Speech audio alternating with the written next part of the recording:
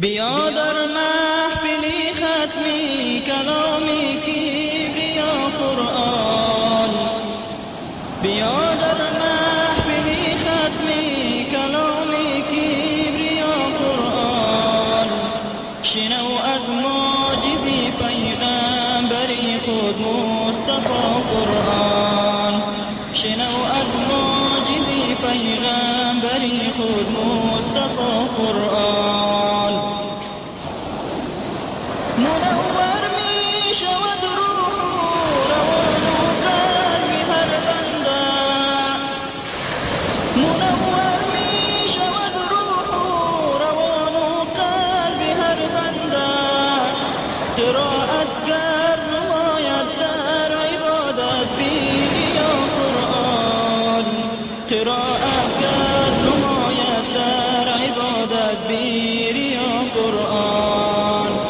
دیگر غمگین نباشیم از نشیبین جهان هرگز، که ما داریم انیسی خود در این ظلمت زرا قرآن. در این دنیای پر حسرت به ما قرآن حق کافیست، در این دنیای پر حسرت به ما قرآن حق کافیست.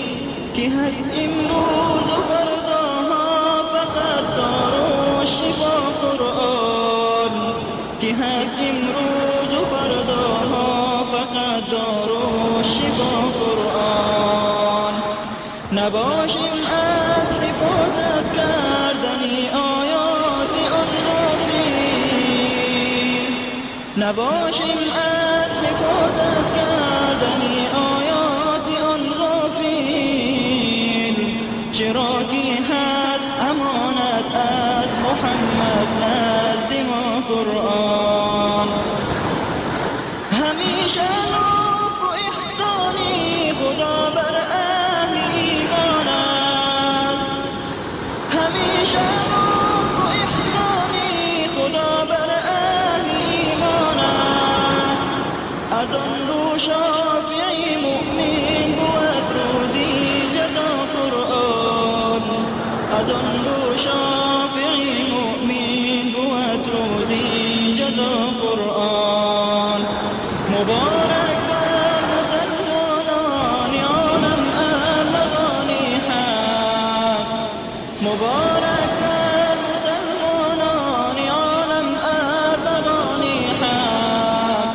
سراپا تحفه ها آورده با خود بهر ما قرآن، سراپا تحفه ها آورده با خود بهر ما قرآن.